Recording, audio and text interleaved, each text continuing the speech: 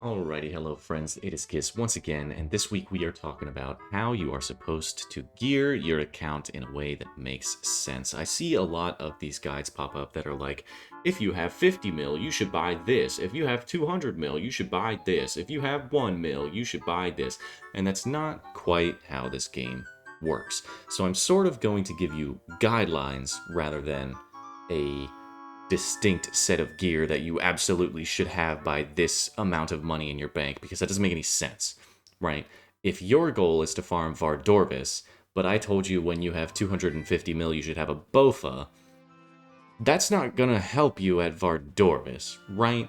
So gear is subjective to your account. It is not an objective thing that you should have these upgrades at this time. The only thing that actually is objective is located at the bottom right-hand corner of my inventory there, your untradable gear. And that is where we are going to start off with my suggestions for getting your account ready to get into PVM.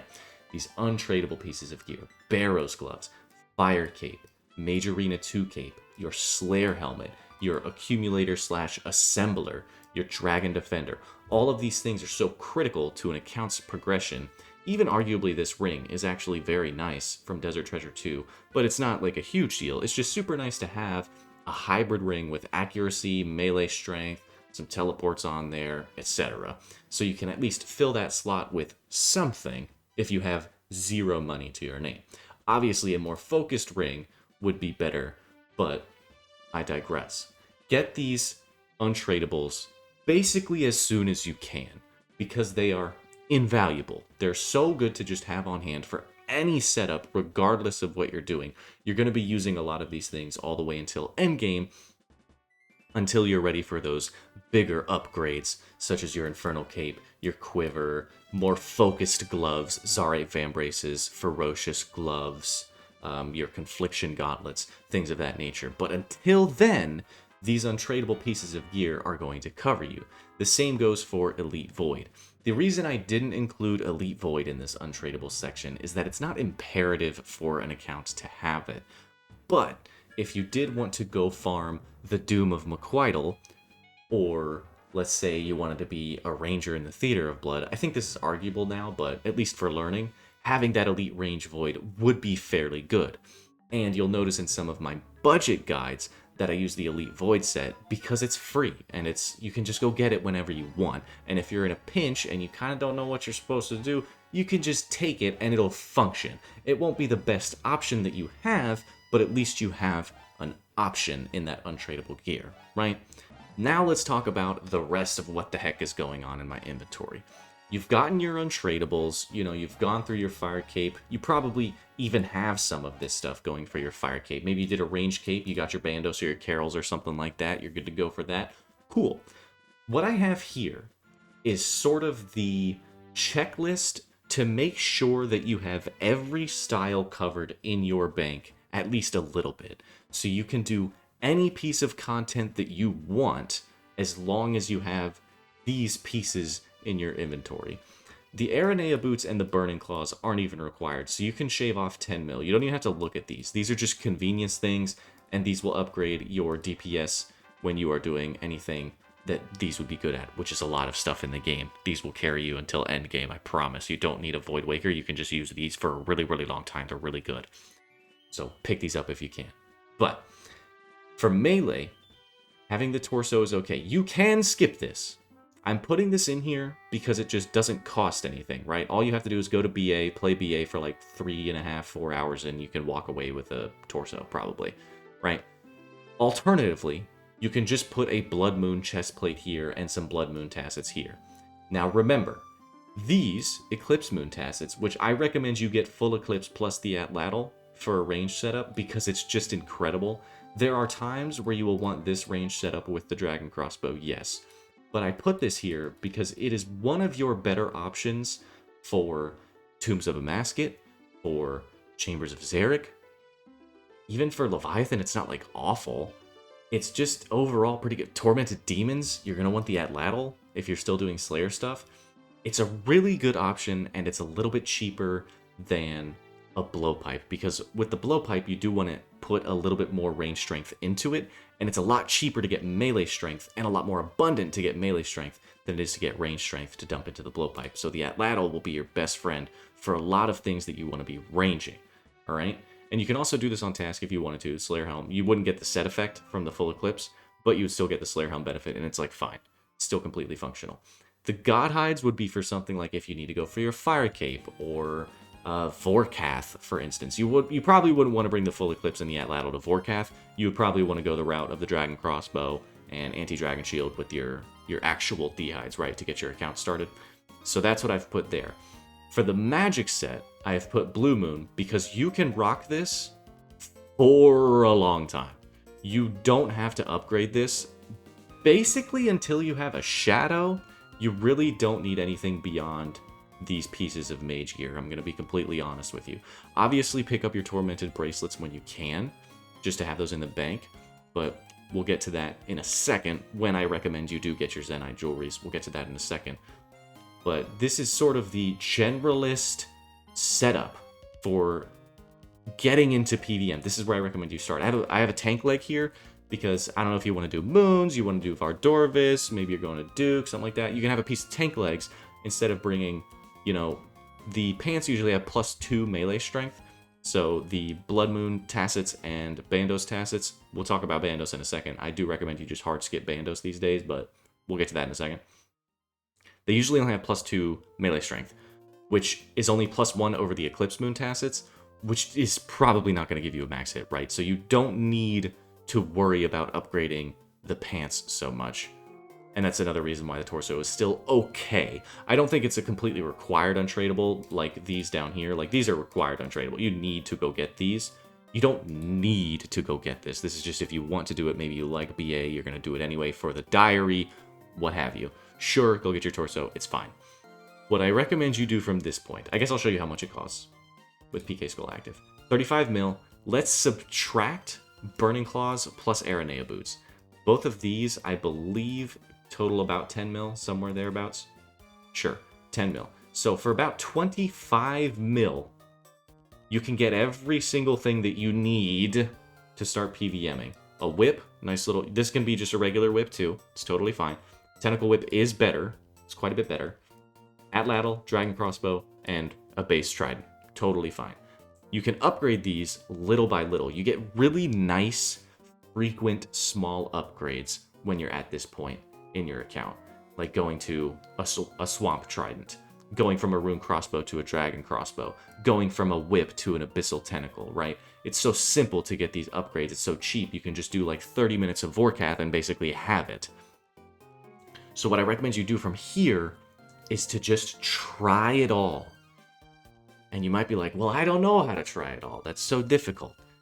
I have guides on pretty much everything in budget setups like these so that you can jump into the content that you want to try that you think might be too difficult for you or you think is a little bit out of reach because you don't have the money. I show you that it is possible, but I also put the disclaimer that I don't recommend you like fully grind it in budget setup. Obviously, you should do something a little bit easier to get more money to put into the more difficult content. But if you're starting at something like, say, Vorkath, you could just run Full Void Salve Amulet Dragon Crossbow for like 20 hours and be totally fine. It's not that big of a deal. It's actually quite good to do that at Vorkath. So, once you've tried everything, you've dabbled, right? Oh, brief aside, get Proselyte. We're going to talk about this later. Make sure you have this done. This is from the Slug Menace quest. Have a quest cape. Just go get it. Quests are good. Quests are going to get you a lot of stuff. We'll be using Proselyte during Slayer a lot, because usually you're not going to have enough strength bonus for it to matter. You're at least going to use the pants, okay? You can use like torso plus pants. You want a little bit of prayer bonus, and I'll tell you why later. But we'll talk about that in the pitfalls of PvM and gearing. Right now, I want to talk to you about what you're actually doing now that you've tried everything, okay? Let's say you've done every Desert Treasure 2 boss, you've done some entry mode TOA, maybe you've gone on some clan Chambers of Zarek events, or what have you. You figured out what content you like, and you're like, man, I am so into Vorkath. I love this boss. It gives me money consistently. It's not difficult. My kills are pretty quick. I bet I could get him even faster. Once you have found that for yourself, once you have found the grind that you want to do, or grinds, plural, once you have found those things, then you can get into the focused gear setups, right? You don't want to sell any of this to do it, because you want to keep these for when you want to do whatever else you want to do. Like, you can, but then you're going to now be on a rune crossbow, if that, and like some junk for your mage gear. You see what I'm saying? Having this generalist setup for all of the content in the game is good.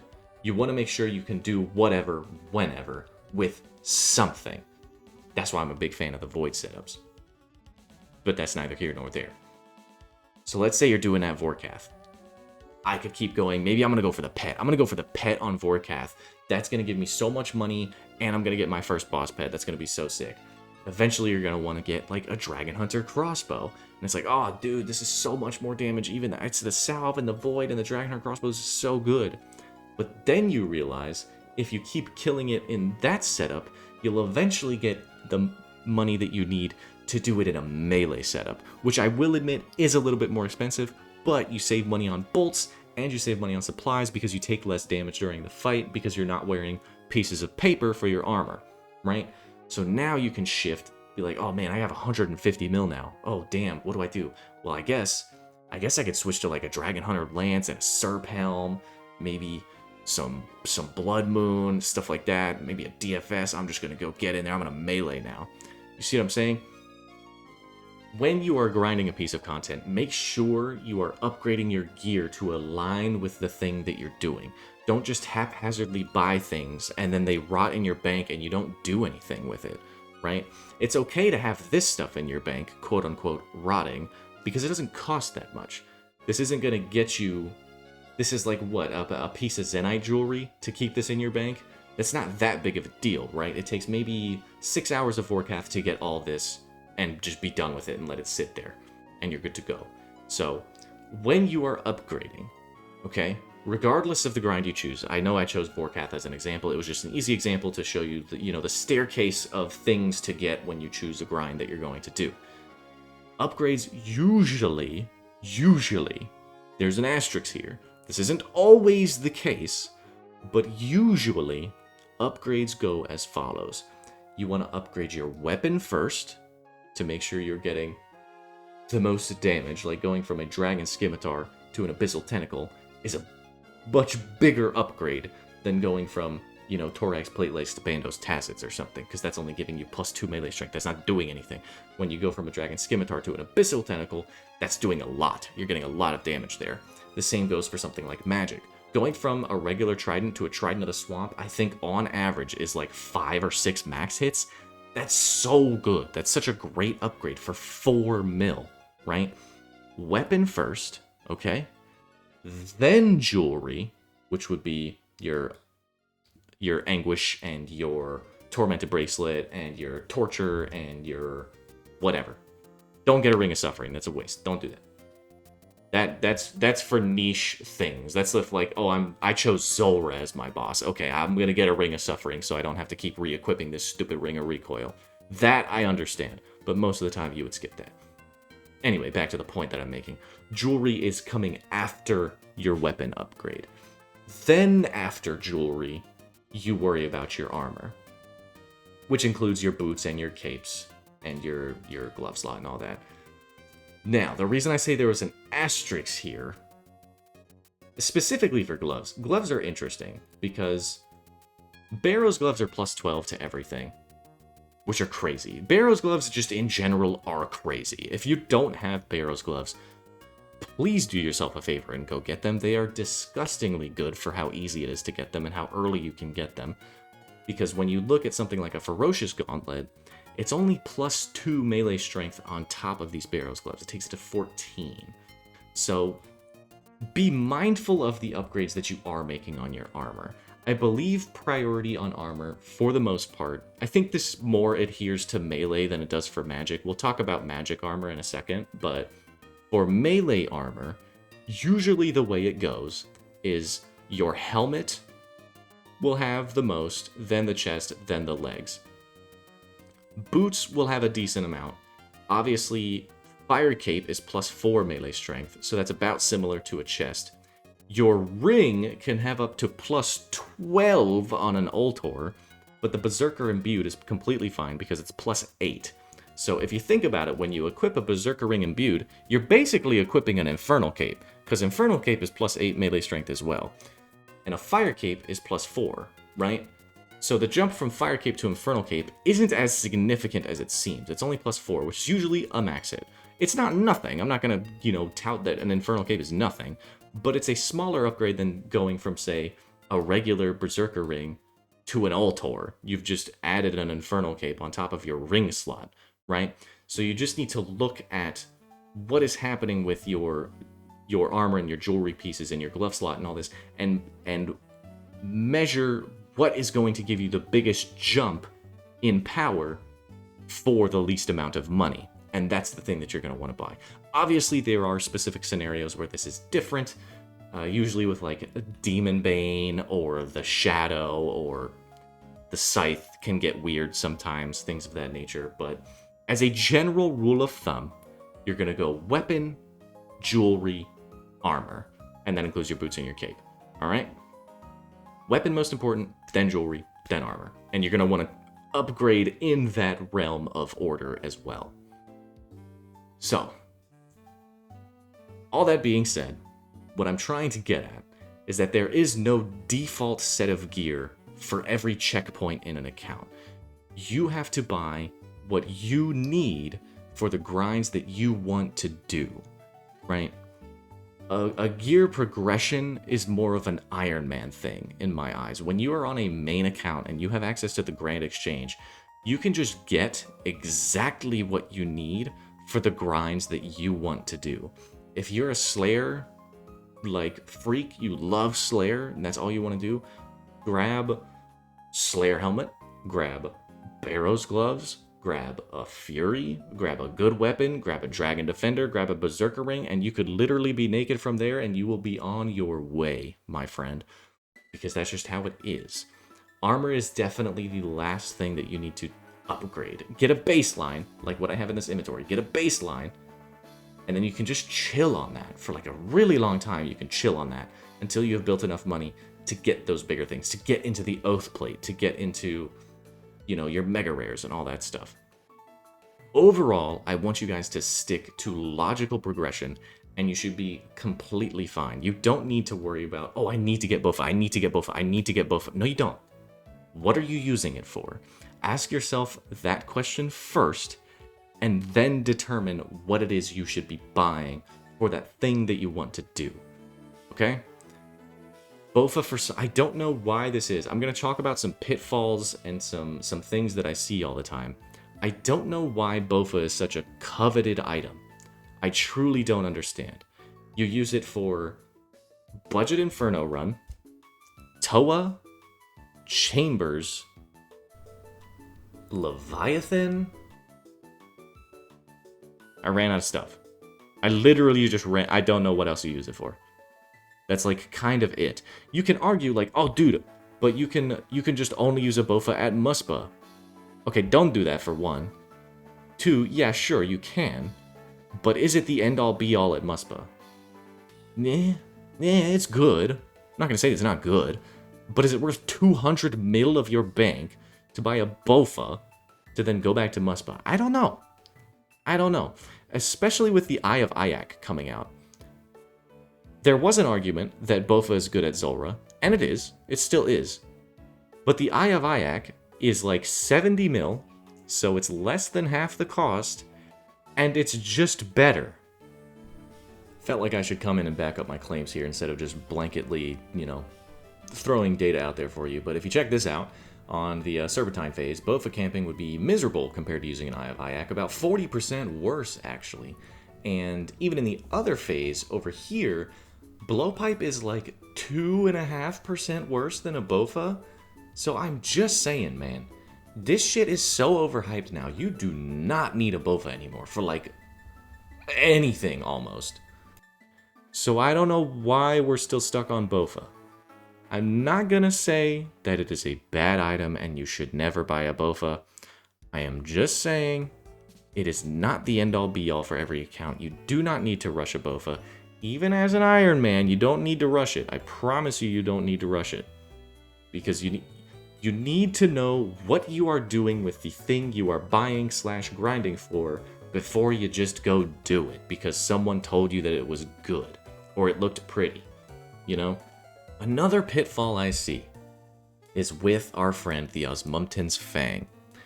Everyone hears that the Fang is the most ridiculous weapon for its price point. And this is a true statement.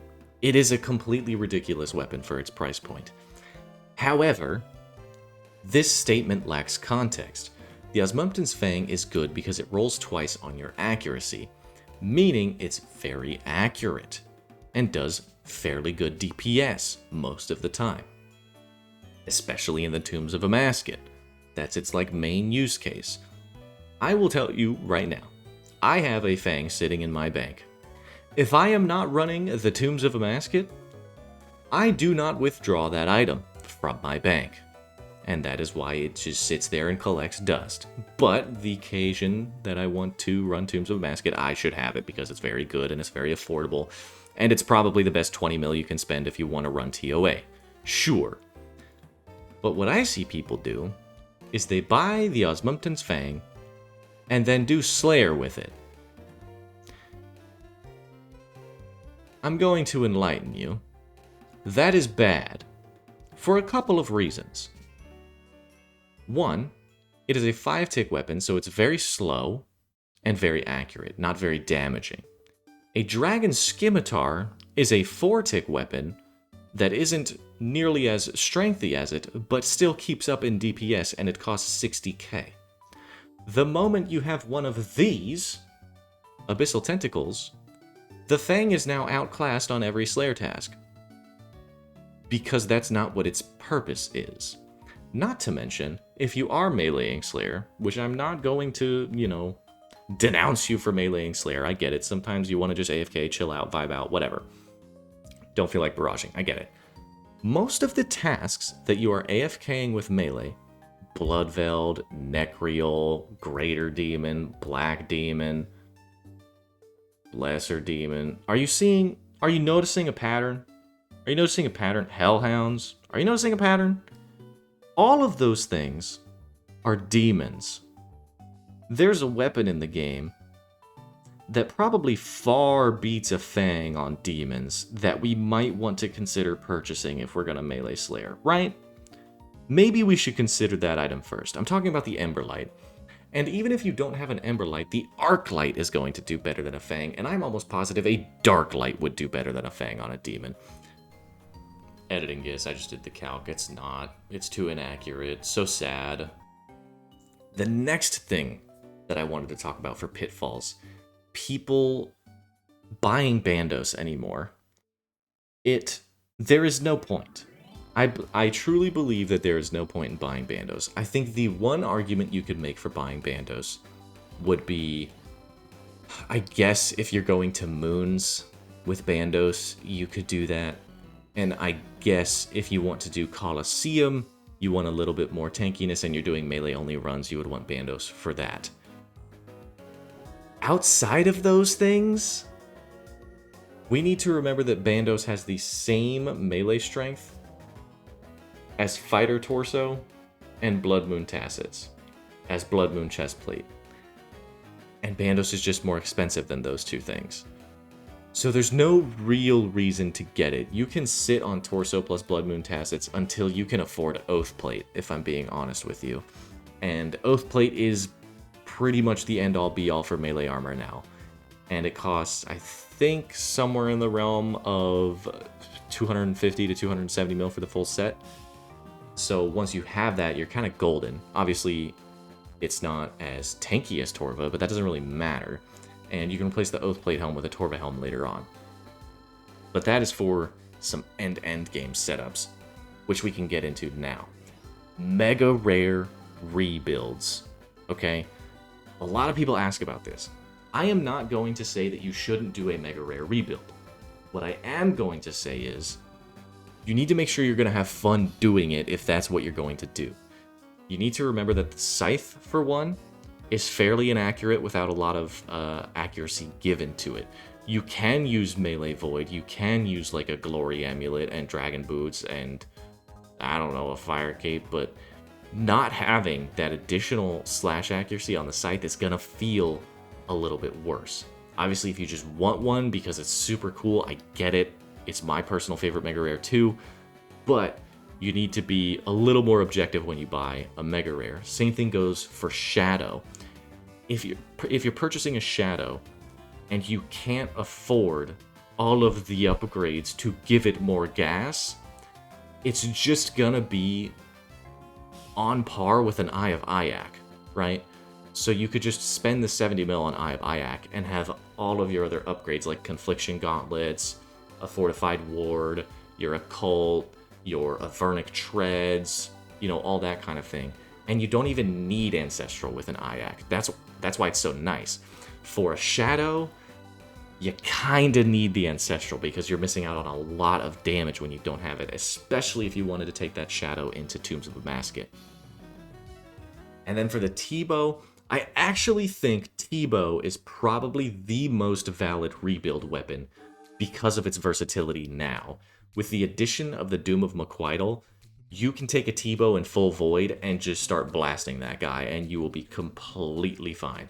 So of the three, T-Bow, I think, is the most justifiable these days because you can just go to Doom, you can go to Chambers, you can go to TOA, you can go to Muspa, you can go to whatever, you know, I don't know where else a T-Bow's good. Leviathan, sure.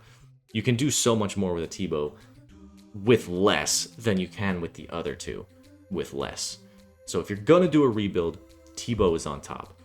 But I completely get it if you just like the other weapons, you just want to have fun, you like seeing your stat go up, you like a little bit of a challenge, like, oh, what can I do to try and offset the money that I'm shredding on. Keep that in mind when you buy the T-Bow is also the cheapest to upkeep, okay?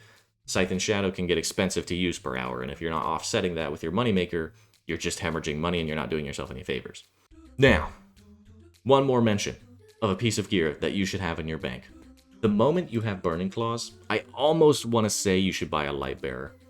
Lightbearer is going to beat an Imbued Berserker Ring a lot of the time. Like, a lot of the time. If you're special attacking with a DPS special attack, Lightbearer is going to beat the consistent damage on your main hand with a Berserker Ring. So, like, a Whip plus a Berserker Ring is going to lose to Burning Claws plus Lightbearer most of the time, right? Lightbearer is so good, and I see a lot of people undervalue it. It's such a cheap ring for what it does. Pick one up the moment you start special attacking things a bunch, okay? One more quick last note about this prayer gear that I said I was going to note. When you are bursting on your Slayer tasks, if you are in something like this, okay, you can do your Slayer tasks like this, right? Obviously, this would be a real staff, and you would have, I don't know, a Book of the Dead or something in your offhand. You can do your burst tasks exactly like this, because we still have positive magic attack bonus, okay? All you need is positive magic attack bonus when you're on task, because those monsters do not have magic defense. You can just bring this extra little bit of prayer to sustain your protect melee, because most of the time you're doing that. And if you don't have gear that gives you a max hit, like, I'm gonna go from 7 to 9% magic damage. The accuracy doesn't matter. This literally doesn't matter. If the 7 to 9% doesn't give me a max hit, this is more worth it. Once this gives you a max hit, it's arguable. But until it does, this is just straight up better. There's no reason to have this on, because you're already going to hit every time with your barrage. Alright, that is my spiel on gearing. What you need is what you need. There is no direct answer, right? The last thing I can give you is this View DPS button. Okay, if you are not a fan of Gearscape, you just like the self-contained thing, everything is in the client, you can hit View DPS, and you can always tell what your gear setup gives you, right? So if I put all this stuff on, boom, I'm in my melee setup all of a sudden. I put all this stuff on, I can just hit this View DPS button.